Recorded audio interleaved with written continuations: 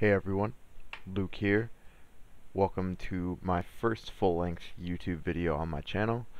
And today I will be taking you guys through a PUBG victory I had and talking through my tactics and what my squad and I were thinking when we did stuff, and other basic things in PUBG that would be helpful for novice players or players who just may not have as high of a skill level as some of the other players in the game. So in this video, I only get 3 kills, and while I had other players in my squad who got more, it just goes to show that whether it's your play style or your skill level with shooting and how comfortable you are with that, it doesn't take 10 plus kills to win a game, especially in squads, because in this mode your tactics with your teammates are going to help carry you to victory over just brute gun skill and running and gunning and things like that. So in this video we chose to go to Chumasera, and if you saw on the map, this was pretty far from the flight path, and we did that on purpose. So you notice that Picado, San Martin, and Power Grid were much closer to the flight path, and those are already typically popular places on this map. And so when you go to a place that's off the flight path more, you have less of a chance of running into people and a better chance to get more loot and more time to be looted up, with the only drawback being that you may have to worry about getting to the safe zone from a long distance away. So you have to keep that in mind, but for beginner players I would highly recommend.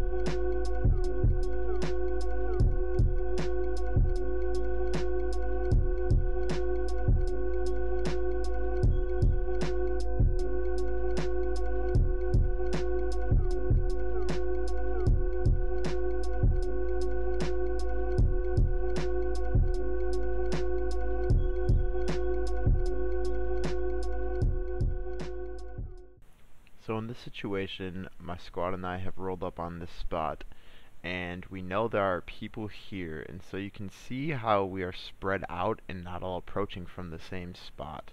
We do that because it gives you a better advantage in combat, and it's easier to trade your teammates or even use them as bait to get a nice off shot on an opponent where they won't even be looking at you, and that way it's just a free kill. One nice thing about landing in these less populated areas is when you get into combat situations, especially in more close quarters areas like such, it is much less chaotic. In the more busy cities, it's pretty typical to be pinched by 2 or 3 or even more squads at the same time. It's just the natural progression of the game, with everyone trying to scramble to get loot as fast as possible. So basically, this will just help you become more comfortable in a more controlled manner, I'll say, than if you're just gonna dive bomb school or hacienda every round and just go for those kills, which definitely can be a good means of warming up for games, or if you really do want to just hammer home practicing those gun mechanics, that the best way to do it is to find people, and that is where people always are. It can just be a little bit frustrating if you have a couple games in a row where you get no loot. And yeah, so I'll talk about what's going on right now, and I just got almost killed from behind. You saw that guy in that window to the left there, and right now my squad is putting in work on these guys, as you can see, just taking them all out. And we lost our random because I was in a 3-man squad, but that's not the worst thing in the world. And so I'm going to get picked up here, but that goes to show that you really have to be careful from all angles at all times. People can be sitting in buildings for long periods of time and not moving. The patience of people in this game is unbelievable sometimes.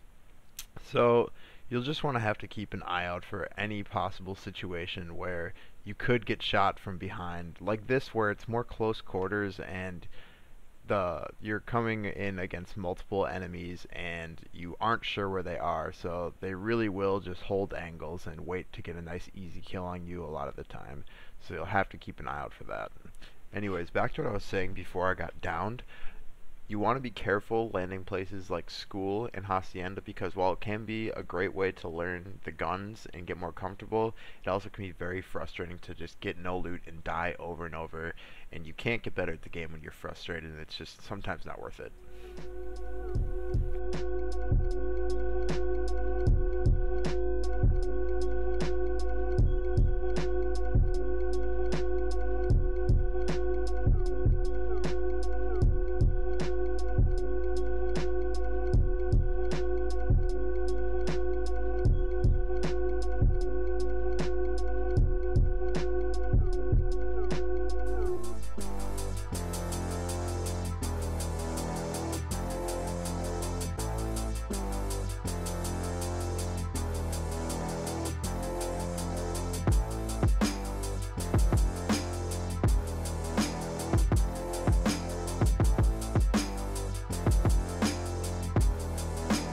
Ryan Little.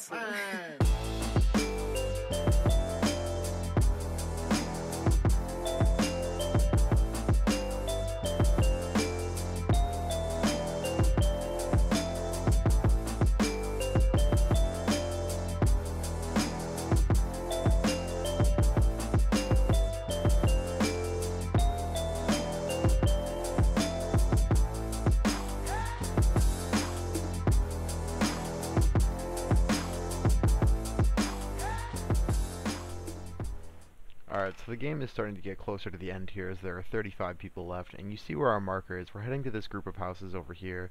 We're just going to swing through it and see, one, if there's any people there, two, if we can upgrade our loot a little bit more here before the end of the game, and three, it has a good tactical position being higher up on the hills, because it's always easier shooting down at people than it is shooting up on the hills. It is very easy to use the hills for cover, and so you can just peek your head over and get these little quick shots in, as opposed to if you're down low and you're just got people bearing down on you and you have to.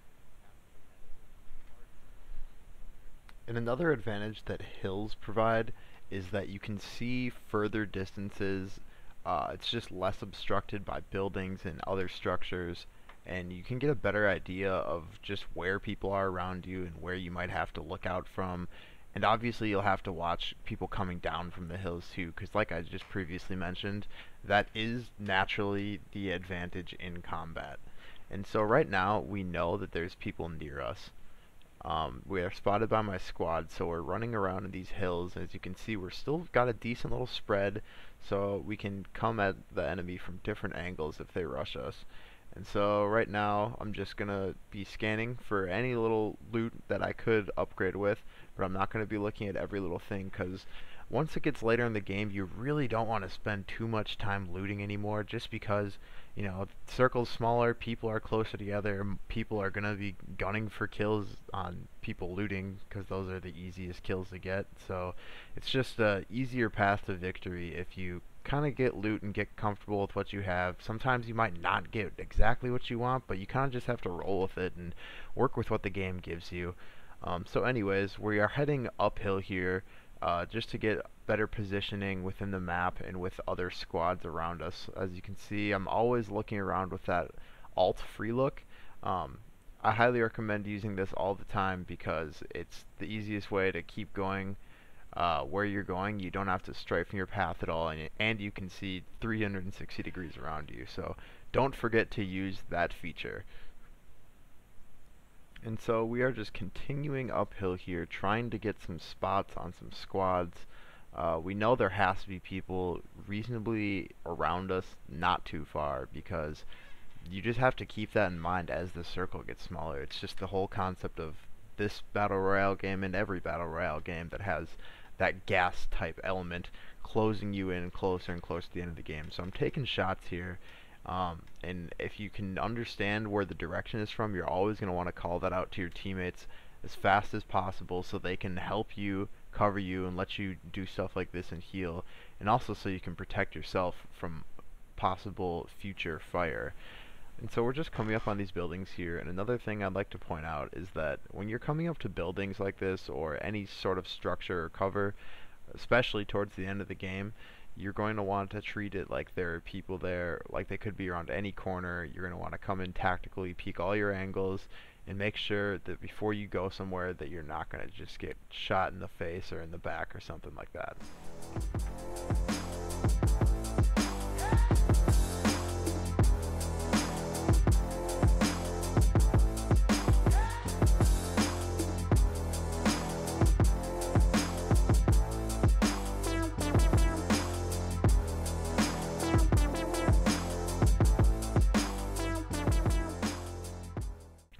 Alright, so in this situation, we're still just trying to spot people, and coming up here, my squad is going to spot some people, and you'll just see how we're moving around right now, and that's trying to keep ourselves minimally exposed and not staying still or in the same spot for a very long time. To me, those are just easy ways to get yourself picked off, especially if someone has seen you, because then they'll know exactly where you are, and that is never a good thing in a Battle Royale game. And so coming up to this wall here, I will execute it in a couple seconds here. We're just going to wait a little bit, but I'll use the leans, which I don't remember the default keys. I have mine as F and Q, but you can lean around walls, and what it allows you to do is it keeps your player model more slight, so it's harder to shoot you, but you can also get a nice quick peek on somebody if you can calculate them just right, and if you know they're not going to be looking at you. So I lean here, and what you're not going to do is leave your gun on full auto like I did by mistake and just miss most of your shots and not do anything, basically. Don't do that. Fire at the fire rate obviously you're comfortable with, but personally, longer distances, I like mine on single. Alright, so my teammate just got downed here, so I know there's a guy coming up, so I'm going to take out my Vector here and have it on full auto, so I'm ready for the situation, and I'm going to mow this loser down. A lot of people like to be in first person, so you can see angles better when you're in up close combat, especially if someone's above or below you. But I was in third. It's really up to preference.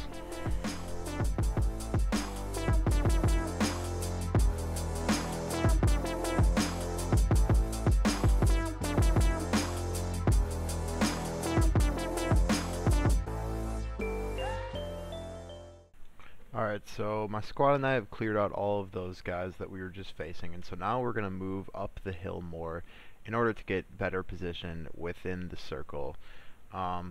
As you can see, we are not in the safe zone right now, so we're also moving up to the safe zone and just going to grab some loot quick. Anything you can need late game, remember to keep your armor and helmet replenished if you can. That will always provide you a nice upper hand in combat, especially late game when a lot of people are coming in beat up. Especially late game here, you're not going to want to touch the gas because, man, that stuff is deadly. It'll take you out so fast. I've definitely lost some games where I wasn't really paying attention to the gas and I forgot it was late game, and then I just got absolutely smoked by the gas. But up here, we're just going to go and see if we can spot some of these last 19 people alive.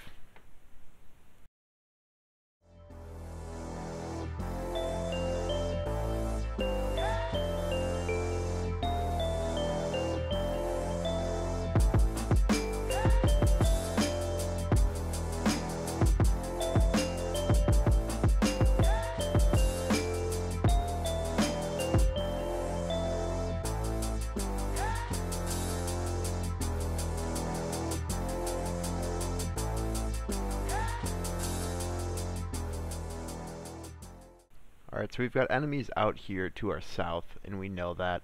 But as you just saw, we took the car to the safe zone, which sometimes at the end of the game it is the best option if it avoids taking damage, but I personally try to avoid cars just because I hate how loud they are. But again, if you know where you're driving, you know what you're doing, by all means, use that car like it's H1Z1. Alright, so here, again, you're going to see the combat strategies of just trying to keep yourself minimal and not spotted until you see your enemy. That's one of the rules I like to follow, because it always gives you the upper hand then. Obviously that's not possible in every situation, it's a crazy game, but right here you can see how I just get some nice easy pot shots. There's no way he's going to know where that came from, especially because I have a compensator on my gun. Alright, so we're just still looking around trying to get spots on these dudes. We know to the south there's a squad down there and they're moving east, and that's where the safe zone is, so we realize we are going to have to match that positioning.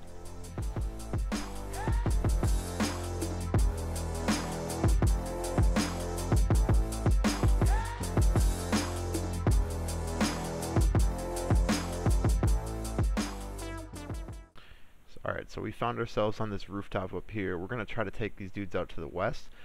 They have to push us because the safe zone's closing in. You can see them running through the zone here, taking damage, taking shots, and we just mow them all down.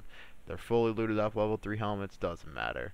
Just take them out, and that's why you have to keep all these little advantages. You have to keep using them throughout the entire game to give you the best chance to be able to make it to this far and to get that win. So we are actually in lesser position than these guys right now. So we realize we're gonna have to make a move over here. Right now we know they're here. I think they are worried about somebody else actually, which we can tell. So that's why I took a couple shots there, because hey, if you can land some damage on someone at the end of the game, they're either gonna have to heal or they're just gonna carry that damage with them. So again, little advantages you have to carry throughout the game.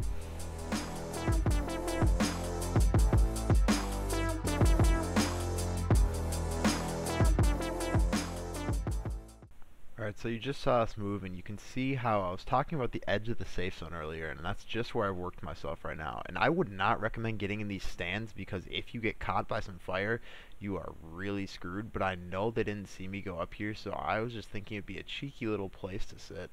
And so I'm going to start taking shots, and you can see a hit there.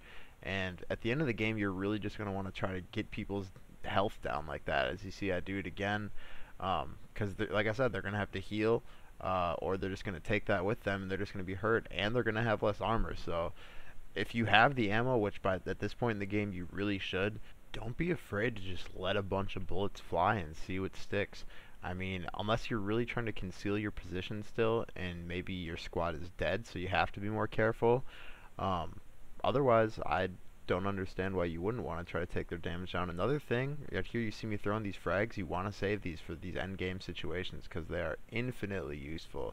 I'm not very good at throwing them, but either way, so this is the point in the game where there's going to be people hiding behind one rock, and you never know what you're going to get. Might throw a nade and get nothing, might throw a nade and just boom, bow, whole squad dead.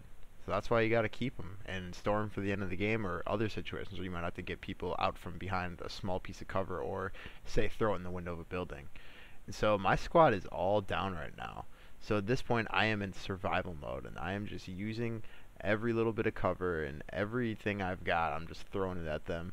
I know I can't get over there to help my team up, and so it's just down to us two now. So you see how I tagged him up there.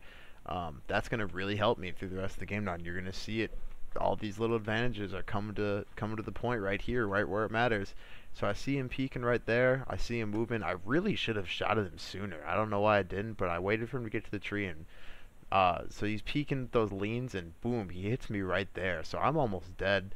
Ultra panic mode. I didn't really feel like I had time to heal, or like I needed to, because I was just so confident, because I am just legend status, because I knew I was just gonna mow him down like that. And so basically what I'm trying to say is you have to use these little things throughout the whole game, just to give you these little advantages in every situation, because this game is just a bunch of small situations, and you just have to make it to the end, and once you're there, just got to be smarter than the next loser, you know? But as you can see here, I only got 2 kills, but that number 1's in the upper right. Winner, winner, that's your boy. This video is unscripted, so any errors, take it easy on me. I hope you guys enjoyed the video. Like it, subscribe to my YouTube, follow me on Twitch. Peace.